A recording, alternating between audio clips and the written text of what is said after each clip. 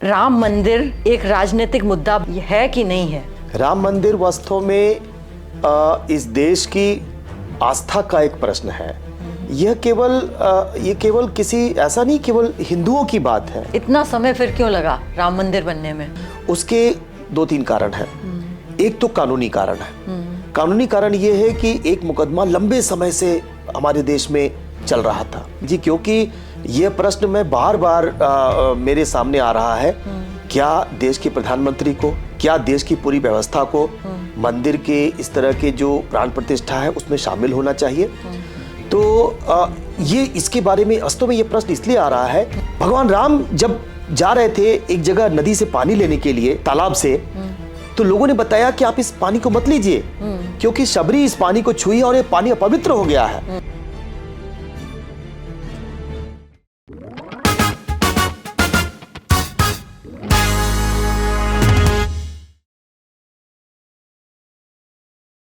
बाईस जनवरी 2024 को कौन याद नहीं रखेगा? इस दिन क्या हुआ था? राम लल्ला अयोध्या जी में प्राण प्रतिष्ठा हुई थी। और क्या हुआ? देश दुनिया में सब जगह चर्चा, उत्साह, सोशल मीडिया पे तो राम लल्ला ही छाए रहे। इसके लिए लोगों के बहुत मन में विचार चल रहे हैं कि इसमें राजनीतिक मुद्दा क्या है, सामाजिक मुद्दा क्या है, आर्थिक मुद्दा क्या है और कानूनी मुद्दा क्या है और इस पे क्या फ़र्क पड़ेगा। तो आज हमारे बीच में प्रोफेसर अनुराग दीप हैं। वो हमको समझाएंगे कि इसमें क्या कुछ पहलू हैं, राजनीतिक और सामाजिक पहलू जुड़े हुए हैं जो कि उभर के बाद में आएंगे। नमस्कार प्रोफेसर जी। आप, राम मंदिर एक राजनीतिक मुद्दा बना है, ये है कि नहीं है? धन्यवाद। राम मंदिर एक राजनीतिक मुद्दा नहीं है। राम मंदिर वास्तव में इस देश की आस्था का एक प्रश्न है। यह केवल किसी ऐसा नहीं केवल हिंदुओं की बात है। भगवान राम जो है वो केवल हिंदुओं से जुड़े हुए नहीं है, वह तो इस देश के एक नायक हैं। और इसलिए भगवान राम के संबंध में जो 22 जनवरी 2024 को जो ऐतिहासिक धार्मिक घटना घटी है, यह घटना वास्तव में एक धार्मिक है और ये एक धार्मिक मुद्दा रहा है। ये इस देश के लोगों, विशेष करके हिंदुओं के लिए उनकी आस्था, उनकी श्रद्धा, उनके विश्वास का मुद्दा रहा है।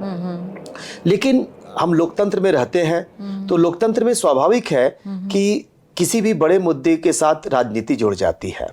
और इसलिए राम जन्मभूमि का जो आंदोलन है उसको राजनीतिक दलों के लोगों ने अपने अपने पक्ष में उस संबंध में बात करने का प्रयास किया है। कांग्रेस जब थी जैसे, तो उन्होंने जैसे मस्जिद को तोड़वाया या जो भी मतलब प्लान बना, मस्जिद तोड़ी गई।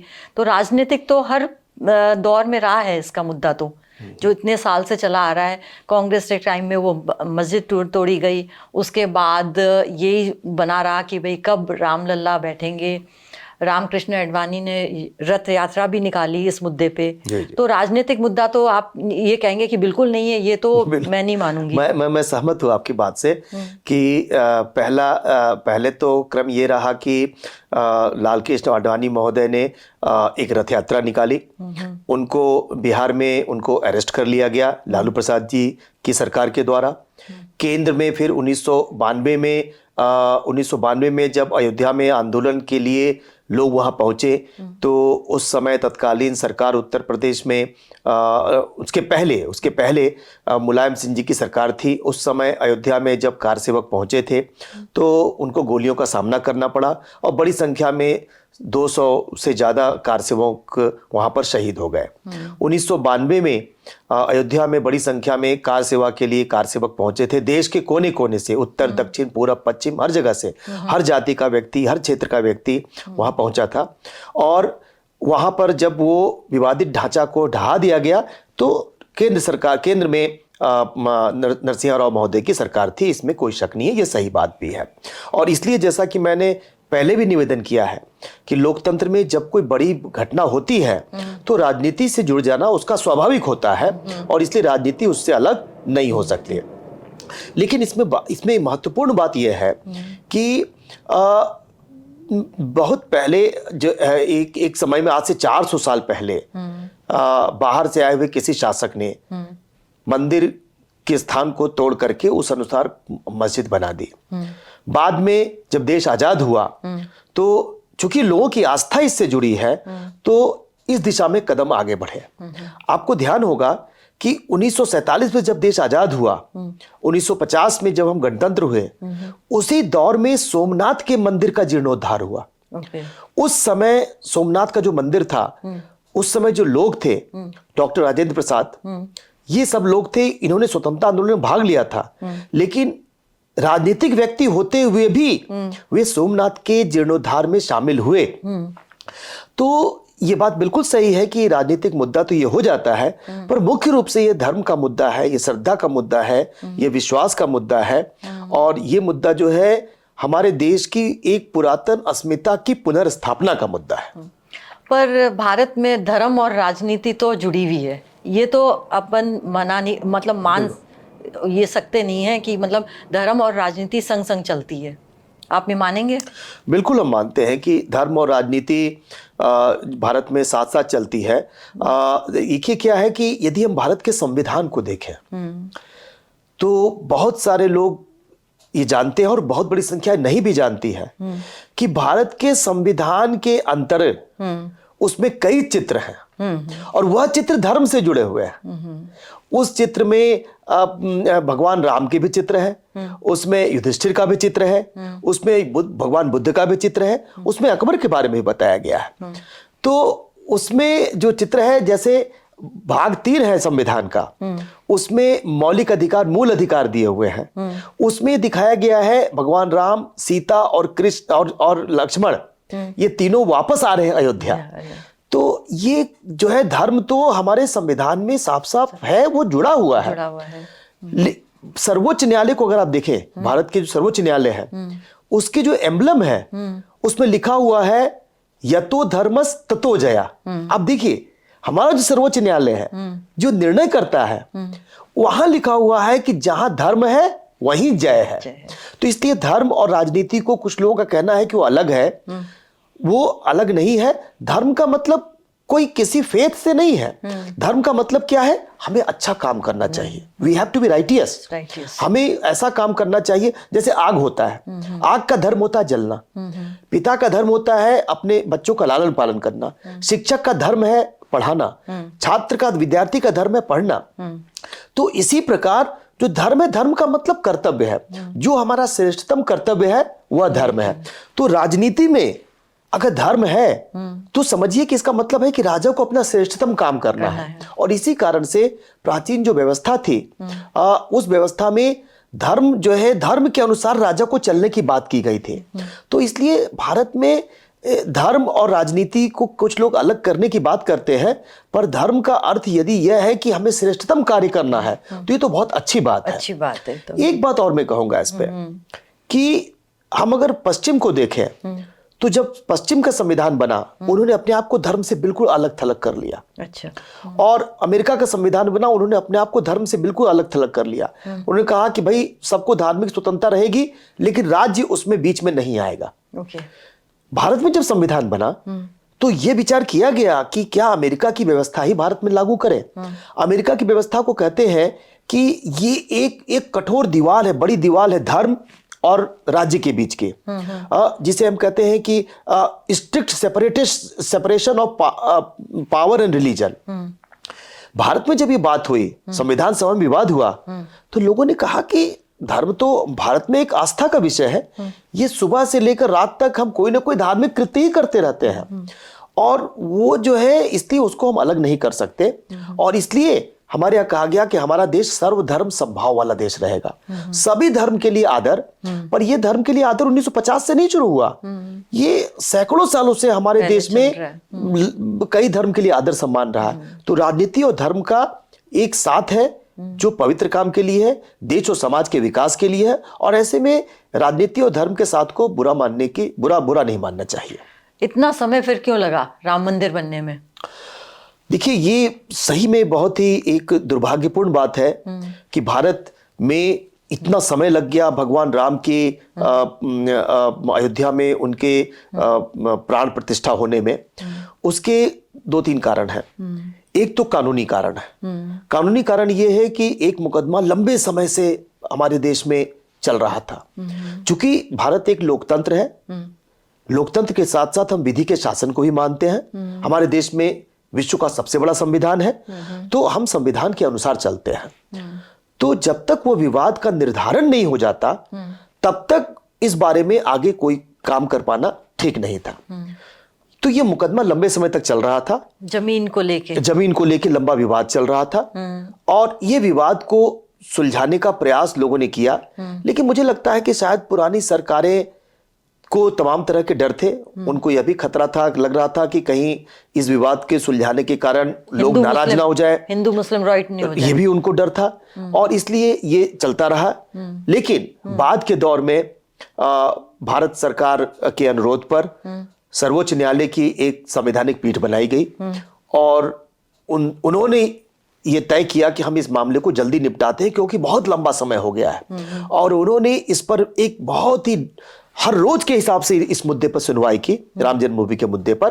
और मुद्दे पर सुनवाई करने के बाद सभी न्यायाधीशों ने, 5 न्यायाधीश थे, और सर्वोच्च न्यायालय में सभी न्यायाधीश स्वतंत्र होते हैं। वो अपने विवेक से निर्णय देते हैं, वो विरोध में भी निर्णय दे सकते हैं। लेकिन सभी ने मिलकर एक ही निर्णय दिया कि जो ये अयोध्या में जो राम मंदिर का जो जगह है, मंदिर का जगह है, वह स्थान है, वो हिंदुओं का है, और इस प्रकार से हिंदुओं के लिए मंदिर बनने का रास्ता साफ हो गया। न्यायालय ने यह भी कहा कि सरयू के उस पार जो मस्जिद है, मस्जिद भी बनाई जाएगी, उसके लिए भी कार्रवाई चल रही है। तो बड़ा समय लगने के पीछे जो एक कारण था, वो तो ये कानूनी था। दूसरा कारण था कि हमारे बीच जो सरकारें थी, उनके पास इच्छा शक्ति का अभाव भी था। और तीसरा कारण था कि जो सामाजिक जागरण था, वह भी नहीं था। जो बाद में राम मंदिर का आंदोलन हुआ, उसके कारण एक सामाजिक जागरण हुआ, और उस कारण से फिर लोगों का दबाव पड़ा, और अब राम मंदिर बनकर तैयार हो रहा है। वैसे तो अपना देश एक सेकुलर देश है, पर फिर भी मतलब सरकारों का इन्वॉल्वमेंट क्यों इतना ज्यादा है? ये प्रश्न बहुत ही अच्छा आपने किया है सुमानी जी, क्योंकि ये प्रश्न में बार बार मेरे सामने आ रहा है, और कई इंटेलेक्चुअल, यहाँ तक कि लॉ के जानकार, वो भी ये प्रश्न बार बार कर रहे हैं कि ये सेकुलर कंट्री में क्या देश के प्रधानमंत्री को, क्या देश की पूरी व्यवस्था को मंदिर के इस तरह के जो प्राण प्रतिष्ठा है उसमें शामिल होना चाहिए? तो ये इसके बारे में वास्तव में ये प्रश्न इसलिए आ रहा है क्योंकि सेकुलरिज्म को लेकर हमारी जानकारी थोड़ी सी जो है सही जानकारी नहीं है। जैसा मैंने पहले कहा, अमेरिका में जो सेकुलरिज्म है, वो सेकुलरिज्म कहता है कि there is a strict wall of separation, हमें धर्म से कोई मतलब नहीं है। भारत में जो सेकुलरिज्म हमारे संविधान शिल्पी लेकर आए, डॉक्टर अंबेडकर थे, उनकी टीम थी, ये लोग जो सेकुलरिज्म लेकर आए, वो अमेरिका का सेकुलरिज्म नहीं था। वो सेकुलरिज्म एक अलग तरह का सेकुलरिज्म था। उसमें यह मतलब था कि हम सभी धर्मों के लिए बराबर का व्यवहार करते हैं। आप देखिए, जैसा मैंने पहले भी निवेदन किया, सरकार बनने के तुरंत बाद देश के राष्ट्रपति खुद ही सोमनाथ के पुनर्निर्माण की यात्रा में वहां गए और वो वहां शामिल हुए। हमारे देश में सेकुलरिज्म का मतलब सर्वधर्म समभाव है। तो जो राज्य है, जो स्टेट है, उसका धर्म में इन्वॉल्वमेंट होता है। मैं आपको एग्जांपल देता हूं। जो मुसलमान बंधु हमारे देश में हज के लिए जाते हैं, उनके लिए सरकार अलग से सब्सिडी देती है। मैं देख रहा था 2014 से 2017 के बीच में 1300 करोड़, 1 2 4 5 15 20 करोड़ नहीं, 1300 करोड़ रुपया सरकार ने हज की सब्सिडी दी है। अब देखिए, कोई भी व्यक्ति कह सकता है कि भाई हज का काम तो एक धार्मिक काम है, सरकार उसमें क्यों हेल्प करे? हेल्प इसलिए करती है क्योंकि हमारा देश सभी धर्म को बराबर मानता है। अभी अगर ध्यान करेंगे आप, 25 दिसंबर को जो क्रिसमस का डे था, हमारे प्रधानमंत्री नरेंद्र मोदी जी जो है कि एक गिरजाघर में गए, वहां लोगों के साथ प्रार्थना सभाएं की। तो वो गिरजाघर, प्रधानमंत्री चाहे ये हो चाहे कोई भी हो, वो गिरजाघर में जाते हैं, वो मुसलमानों के लिए भी देते हैं, वो हिंदुओं के कार्यक्रम में भी शामिल होते हैं। इसी को हम सर्वधर्म समभाव कहते हैं। तो सर्वधर्म समभाव का मतलब है सभी धर्मों के लिए बराबर का व्यवहार। और इसलिए जो यहाँ जो लोग सारी व्यवस्था में यहाँ शामिल हुए हैं। पहले तो समझ लेना है कि राम मंदिर के निर्माण में सरकार का कोई भी धन नहीं लग रहा है। सारा धन जनता से जमा किया गया है। ये 92-93 से ही चल रहा था। बहुत सारे लोगों ने इसमें कंट्रीब्यूशन किया है और वो धन जमा था, उसी धन से हो रहा है। सरकार का आना जाना हो रहा है, इसमें सरकारी धन का खर्चा हो रहा है, पर ये तो सरकार का काम है, शासन का काम है कि जो जनता की जो भावना है उसकी रेस्पेक्ट करना। तो इसलिए भारत सरकार जो मस्जिद है उनको भी सहयोग देती है, मंदिर को भी सहयोग देती है, गिरजाघर को भी सहयोग देती है, किसी और धर्म के लिए भी सहयोग देती है और उनके लिए व्यवस्था करती है, और इसलिए सेकुलरिज्म के खिलाफ नहीं है। पर आजकल तो ये भी मुद्दा उठ के आ रहा है कि जो इतना सारा जो धन इकट्ठा करा गया, लोगों ने इतना दान दिया है, इतना सब चीज़, सोना, कई तो सुनने में आया कई तो कॉर्पोरेट हाउसेस ने 100-100 किलो सोना दिया है, कई ने कुछ दिया है। तो क्या ये मतलब एक व्यक्ति पे, एक समाज पे भार नहीं है कि भाई आप मतलब एक हॉस्पिटल बनाने के लिए आप लेते या एक इंस्टीट्यूशन बनाने के लिए लेते तो वो एक बहुत ज़रूरी लगता, पर एक मंदिर बनाने के लिए आपने गरीब के घरों से भी घी लिया है, सबके लिया, जहाँ के खाने की भी बहुत मुश्किल होता है। तो क्या ये सही था ये मामला? हाँ, देखिए ये प्रश्न आना स्वाभाविक है हमारे गरीब देश में।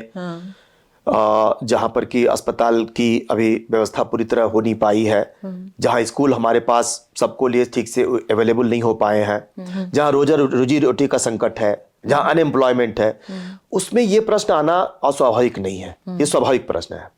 लेकिन मैं इसमें ये कहूँगा कि जिनसे भी जो लिया गया है ये उनसे स्वाभाविक रूप से लिया गया है, ये नैसर्गिक रूप से लिया गया है, ये किसी दबाव में नहीं दिया गया है, उन्होंने स्वेच्छा से दिया है। दूसरी बात यह है कि जो मंदिर है, मंदिर केवल भगवान के मिलने का केंद्र नहीं है, वे हमारी एकता का भी परिचायक है। आप देखिए, एक मंदिर जो होता है, एक मंदिर में हर जाति का व्यक्ति पहुंचता है।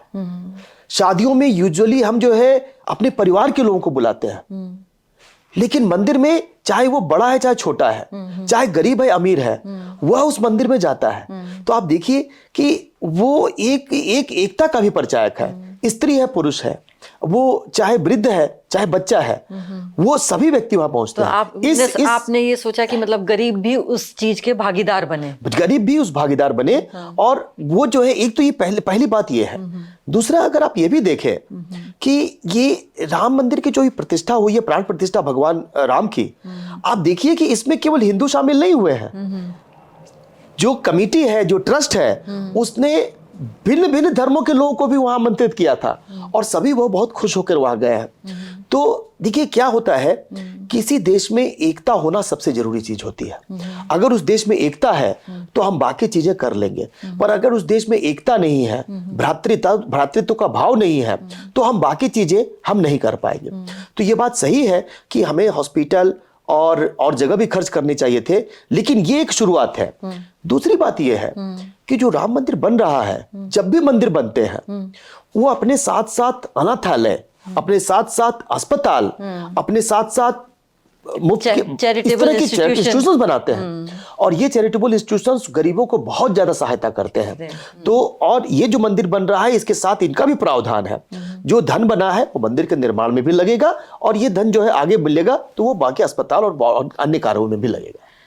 भारत की आर्थिक प्रगति पर क्या प्रभाव पड़ेगा इसका? जहां तक भारत की आर्थिक प्रगति का प्रश्न है, मैं इस संबंध में एक छोटी सी घटना बताना चाहता हूं। मेरे घर में इस पर बात हो रही थी, तो मेरी बेटी विधि बर्णवाल ने जो बात कही वह मैं यहां सामने रखना चाहता हूं। उसने कहा कि ये जो घटना घटी है, भगवान राम लला की जो प्राण प्रतिष्ठा हुई है, वहां 5 लाख लोग पहुंच गए हैं। एक साथ 5 लाख लोग अयोध्या में शायद ही कभी पहुंचते। अयोध्या एक ऐसी जगह है जो पूर्वांचल का क्षेत्र है, जो अवध का क्षेत्र है, जो बहुत विकसित नहीं हुआ है अभी। उस क्षेत्र में बहुत विकास की धारा उस तरह से बही नहीं है। तो अब 5 लाख लोग पहुंचे हैं। उसने कहा कि अगर हर एक पे 100 रुपए भी देंगे तो आप सोचिए वहां कितना एम्प्लॉयमेंट जनरेट हुआ है। एक रिक्शा वाला है, हम रेलवे स्टेशन उतरेंगे, रिक्शा करेंगे, हम मंदिर की तरफ जाएंगे, एक दिन रुकेंगे, एक छोटे से होटल में रुकेंगे, कहीं बाहर आएंगे, किसी के यहाँ थोड़ा, तो हम किसी होटल में कहीं हम कुछ खाना खाएंगे। तो ये एम्प्लॉयमेंट जनरेट हो रहा है। दूसरा ये है कि क्या हम कभी सोच सकते थे कि अमेरिका से, इंग्लैंड से, फ्रांस से, विश्व के अन्य देशों से लोग बंगलोर आ सकते हैं, मसूरी जा सकते हैं, देहरादून जा सकते हैं, दिल्ली जा सकते हैं और कई जगहों जा सकते हैं, पर क्या वो अयोध्या भी जाएंगे? आज अयोध्या में एक इंटरनेशनल एयरपोर्ट खुलकर बनकर तैयार हो गया है और विश्व के कोने कोने से लोग वहां आ रहे हैं। उसके कारण जो हमारे पास उसके कारण जो एम्प्लॉयमेंट के साथ साथ अन्य जो टूरिज्म डेवलप हो रहा है, उसका कितना बड़ा इंपैक्ट पड़ रहा है। देश के जाने माने लोग उन स्थानों पे अपने लिए घर खरीद रहे हैं, उसका भी इंपैक्ट वहां की लोकल इकोनॉमी को पड़ेगा। जब लोकल इकोनॉमी का बात करता हूं तो वो केवल अयोध्या के 20-30 किलोमीटर तक सीमित नहीं रहती, वो आसपास के 100-150 किलोमीटर तक को प्रभावित करती है। तो वो एक ऐसा एरिया था जो कि एक पिछड़ा इलाका था और अब वो बहुत समृद्धि की ओर आगे बढ़ने जा रहा है। तो ये आर्थिक समृद्धि के लिए एक हमारे लिए एक बहुत बड़ा उदाहरण है कि कैसे हम ऐसे बिना कोई इंडस्ट्री लगाए, हम इंडस्ट्री नहीं लगा रहे हैं, एक मंदिर का हमने एक अपनी जो श्रद्धा और विश्वास की बात है उसको हमने वहां पर स्थापित किया है। उसके कारण वहां के लोगों को, सामान्य लोगों को वहां एक बड़ा रोजगार मिल रहा है। ये भगवान राम लल्ला की जो मूर्ति की प्राण प्रतिष्ठा हुई है, तो दुनिया इसको किस रूप में देख रही है? दुनिया में जो व्यू है वो भारत एक पिछले कुछ वर्षों से तो भारत की एक अलग छवि बनी है दुनिया में, लेकिन राम मंदिर की प्राण प्रतिष्ठा के कारण भारत की एक ज्यादा स्पिरिचुअल, ज्यादा रिलीजियस उसकी छवि सामने आई है कि भारत ना केवल एक सुपर पावर बन रहा है, ना केवल आर्थिक महाशक्ति की ओर अग्रसर है, बल्कि वह एक ऐसी शक्ति भी बन रहा है जो शायद सारे विश्व को धर्म के माध्यम से शांति का संदेश दे सकता है। भगवान राम अन्याय से लड़ने के सूचक है, तो भारत इस बात का प्रतीक बन रहा है कि अन्याय से लड़ने के लिए कैसे एक व्यक्ति, जो सामान्य व्यक्ति, जो अपनी जगह छोड़ करके और हजारों किलोमीटर दूर चला जाता है, जिसकी पत्नी का हरण कर लिया गया है, उसे वो वापस लाता है। तो अंतर्राष्ट्रीय जगत में एक नई तरह की हलचल मची है। ये हलचल ये भी है कि कैसे हिंदुस्तान के लोगों ने सैकड़ों साल तक प्रतीक्षा की और उस प्रतीक्षा का उनको फल मिला है। तो सारे देश में ही नहीं, सारे विश्व में जो हिंदू हैं और अन्य भी धर्म के जो लोग हैं, वो इसको लेकर अचंभित है, वो चकित है कि कैसे भारत ने एक इतना बड़ा काम किया है। और ये देखिए कि इस जगह पर 5 लाख लोग आए, लेकिन कोई भी घटना नहीं घटी कि कहीं कोई भगदड़ मच गई, कहीं कोई बात हो गई। यह भी अपने आप में एक बड़े आश्चर्यजनक बात है। हम देखते हैं आज छोटी छोटी जगहों पे भगदड़ मच जाती है और व्यवधान आ जाता है। यहाँ तो योगी आदित्यनाथ जी को मतलब वो श्रेय जाना चाहिए, क्योंकि उन्होंने इतना अच्छा व्यवस्था की। बिल्कुल, मतलब योगी लॉज इतने अच्छे रखे, कानून इतना अच्छे व्यवस्था। योगी आदित्यनाथ जी को बिल्कुल पूरे इसके वो की पूरी मॉनिटरिंग कर रहे थे। वो कई दिनों से इसको लगातार देख रहे थे, यहाँ तक कि प्राण प्रतिष्ठा के बाद जैसे खबर मिली कि वहां पर कुछ जो वहां श्रद्धालु हैं उनकी संख्या बहुत ज्यादा हो गई है और वहां अवस्था फैल रही है, हम लोगों ने देखा कि वो तत्काल वापस अयोध्या आए और आकर के वहां निर्देश देना शुरू किया। तो ये सारी दुनिया इसको देख रही है कि कैसे भारत जो है धर्म के माध्यम से, धर्म का अर्थ जो है केवल रिलीजन से नहीं है, धर्म का अर्थ है किसी उत्कृष्टता को प्राप्त करना। जैसे भगवान राम ने उत्कृष्टता को प्राप्त किया, उसी तरह धर्म के माध्यम से हम कैसे उत्कृष्टता को प्राप्त करते हुए, सेक्रीफाइस करते हुए, सबको साथ लेकर चलते हुए हम कैसे हम जो है देश को आगे बढ़ा सकते हैं। मतलब आपका कहने का मतलब ये है कि इंडिया एक स्पिरिचुअल कंट्री की तरह उभर के आया है। बिल्कुल, मैं कहूंगा कि इंडिया एक स्पिरिचुअल कंट्री की तरह, एक रिलीजियस कंट्री की तरह उभर कर आया है। और जो रिलीजन है वो यहाँ दिखाने का ये दिख रहा है कि रिलीजन जो है वो तोड़ता नहीं है, जोड़ता है। ये जो हमारा जो प्राण प्रतिष्ठा हुई है, जैसा कि मैंने निवेदन किया, भिन्न भिन्न धर्म के लोग आए, भिन्न भिन्न जाति के लोग आए, अमीर गरीब सब लोग आए हैं। तो ये रिलीजन भारत में जोड़ता है, ये तोड़ने का काम नहीं कर रहा है। क्या राम की प्राण प्रतिष्ठा का कोई कानून से कोई रिलेटेड है, महत्व है कोई कानून से? बिल्कुल बिल्कुल, राम की प्राण प्रतिष्ठा कई मामलों में उसको अगर आप देखें तो संवैधानिक उसका पहलू है। जैसा कि मैंने पहले निवेदन किया कि भारत के संविधान के भाग 3 में मूल अधिकार है। ये आश्चर्य की बात है कि कैसे संविधान शिल्पियों ने 1950 में एक ऐसी तस्वीर को वहां पर लगाया जिस तस्वीर में दिखा है कि भगवान राम, सीता और लक्ष्मण अयोध्या वापस आ रहे हैं। और ये अभी अयोध्या वापसी का ही ये है। आज से सोचिए 75 साल 70 साल पहले उन्होंने शायद ये स्वप्न देख लिया था कि भगवान राम इस तरह अयोध्या आएंगे। एक तो सिग्निफिकेंस ये है कि हमारे संविधान में ही ये भगवान राम और सीता और लक्ष्मण बताए गए हैं। तो ये दिखाता है कि धर्म से हम अलग नहीं है, धर्म का मतलब श्रेष्ठतम काम करना है। दूसरी मैं इसके एक और पहलू देखता हूं। अब देखिए भगवान राम जो है समानता के द्योतक है। आप शुरुआत कर देखिए कि जब भगवान राम अपने वनवास कर रहे हैं तो वो माता शबरी से मिलने जाते हैं। माता शबरी के बारे में ये कहा जाता है कि वो एक शेड्यूल ट्राइब थी। वो शिक्षा के लिए जगह जगह जा रही थी, वो अध्ययन करना चाहती थी, पर उस समय के जो विद्वान लोग थे उन्होंने मना कर दिया कि नहीं, तुम तो जो है ट्राइब हो, तुम्हें पढ़ने का हक नहीं है, तुम छोटी जाति की हो, पढ़ने का हक नहीं, तुम्हें जो है हम नहीं पढ़ाएंगे। बाद में मतंग ऋषि ने उनको पढ़ाया। भगवान राम जब जा रहे थे एक जगह नदी से पानी लेने के लिए, तालाब से, तो लोगों ने बताया कि आप इस पानी को मत लीजिए क्योंकि शबरी इस पानी को छुई और ये पानी अपवित्र हो गया है। तो भगवान राम ने उन ऋषियों को फटकार लगाई कि आप किस तरह के ऋषि हैं? अरे माता शबरी तो माता का प्रतिनिधित्व करती है, महिला का प्रतिनिधित्व करती है, महिला एक पत्नी का प्रतिनिधित्व करती है, वो एक बहन का प्रतिनिधित्व करती है। जो हमारी माता, बहन, पत्नी इस प्रकार से हमारा प्रतिनिधित्व करती है, वो अपवित्र या अस्पृश्य कैसे हो सकती है? और लोगों के मना करने के बाद भी वो माता शबरी के पास जाते हैं। शबरी वहां बेर रखी हुई है और हमको सबको एक कथा पता है कि शबरी ने जूठे बेर खिलाए। अब सोचिए, हम अगर किसी गेस्ट के यहाँ जाए, किसी के यहाँ जाए और कोई व्यक्ति अगर जूठा खिलाए तो हमें तो बुरा लगेगा। लेकिन भगवान राम की आप देखिए, उनकी मतलब उनके अंदर का विश्वास देखिए, उन्होंने वो जूठे बेर खाए। ये क्या दिखाता है? ये दिखाता है कि ऊंच नीच का जो भेदभाव है ये एक बनावटी भेदभाव है, ये एक दिखावटी भेदभाव है और सब लोग बराबर है, स्त्री पुरुष भी बराबर है, छोटा और बड़ा की कोई बात नहीं है। इसके कानूनी पक्ष पे आते हैं। भगवान राम ने कहा था कि जो अस्पृश्य है, जो अस्पृश्यता का पालन करता है, बोलता है कि ये छोटा है, अस्पृश्य है, वो पाप करता है और उसको दंड मिलेगा। अब आइए भारत के संविधान में। भारत के संविधान में अनुच्छेद 14 में समानता का सिद्धांत है। कहा गया है सब लोग समान हैं, चाहे छोटे हो, चाहे बड़े हो, चाहे किसी जाति के हो। अनुच्छेद 15 में भी कहा गया है कि जाति के आधार पर आप कोई भी भेद नहीं करेंगे।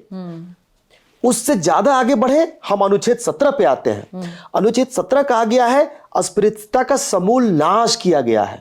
देखिए भगवान राम ने अस्पृश्यता को वहां पर अपने कंडक्ट के द्वारा दिखाया कि मैं अस्पृश्यता को नहीं मानता, और कहा था कि उसके लिए दंड का प्रावधान होना चाहिए।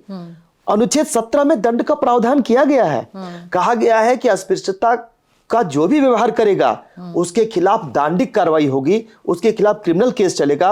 और फिर शेड्यूल ट्राइब एक एक्ट बना हमारे देश में।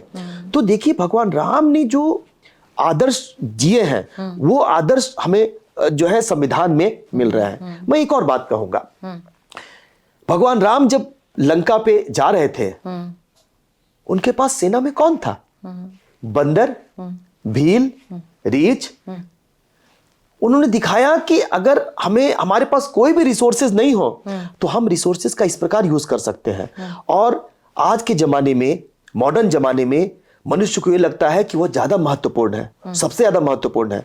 उसके लिए जीव जंतु और इनका कोई महत्व नहीं है, ये कम महत्व के हैं। लेकिन भगवान राम ने उनको बराबर का महत्व दिया और उनको अपनी सेना का भाग बनाया। हमारे संविधान में भी, संविधान में अगर आप देखें तो राज्य की नीति निर्देशक तत्व है भाग 4। उसमें कहा गया है कि जो जीव जंतु हैं उनकी रक्षा करना राज्य का कर्तव्य है। हम अगर मूल कर्तव्य में चले जाए, जो भाग 4 कौ में है, 51 कौ में है, उसमें कहा गया है कि पर्यावरण का और जीव जंतु की रक्षा करना हमारा कर्तव्य है। एक आखिरी बात कहूंगा, आपको ध्यान होगा गिलहरी की कहानी आती है कि गिलहरी आई और उसको देखा भगवान ने कि वह वो रेत में जब मंदिर जब पुल बन रहा था तो वो रेत के पास जाती थी, अपने शरीर को ऐसे उलट पुलट करती थी और जाके वहां झाड़ देती थी। सब लोग देख रहे थे। फिर गिलहरी को बुलाया और उससे बात की कि भैया तुम क्या कर रही हो? तो वो कहती है कि मैं ये पुल बनाने में सहयोग कर रही हूं। हम सब जानते हैं कि उनके सहयोग का क्या मतलब है। उसके केवल वो धूल झाड़ने से पुल नहीं बन सकता, पर भगवान राम ने क्या किया, उसके देह को सहलाया, देह को सहलाया और कहते हैं कि जो इस प्रकार से जो अपनी अंगुलियां रखी वो अंगुलियां उनके चिन्ह बन गए। ये क्या दिखाता है? दिखाता है कि कंट्रीब्यूशन चाहे छोटा हो या बड़ा हो, हर कंट्रीब्यूशन का महत्व है। इस प्रकार एक विकसित होते हुए देश में, भारत जैसे विकसित होते हुए देश में, चाहे वो कंट्रीब्यूशन प्राइम मिनिस्टर के लेवल पर हो या एक पियून के लेवल पर हो, चाहे वो डीएम कर रहा हो या सीएम कर रहा हो या पीएम कर रहा हो, हर एक का कंट्रीब्यूशन महत्वपूर्ण है। एक रिक्शा वाला भी देश के विकास में सहयोग दे रहा है, एक पायलट भी देश के विकास में सहयोग दे रहा है, और हर सहयोग का बराबर का महत्व है। तो यही कानूनी सिग्निफिकेंस है। हमारे संविधान के प्रियम्बल में भी कहा गया है कि हमें न्याय चाहिए। कैसा न्याय? सामाजिक, आर्थिक, राजनीतिक न्याय। तो ये कैसे मिलेगा? जब सब लोग मिलकर साथ देंगे। केवल सरकार के बस का नहीं है, 140 करोड़ की जनता है, सबको मिलकर इसमें काम करना होगा। आखिरी में भी मैं ये कहना चाहूंगी कि 22 जनवरी को जो हुआ उससे बहुत हाइप्ड हुआ, हर चीज़ बहुत लार्जर देन लाइफ दिखी। राम लल्ला का हर जगह बहुत ज़्यादा मतलब गूंज उठी और सब जगह मतलब लोग राम लल्ला, और हर घर में राम का एक झंडा लहराया गया। पर आखिरी में क्या हुआ? सबके हृदय में तो राम ही बसे। राम राम।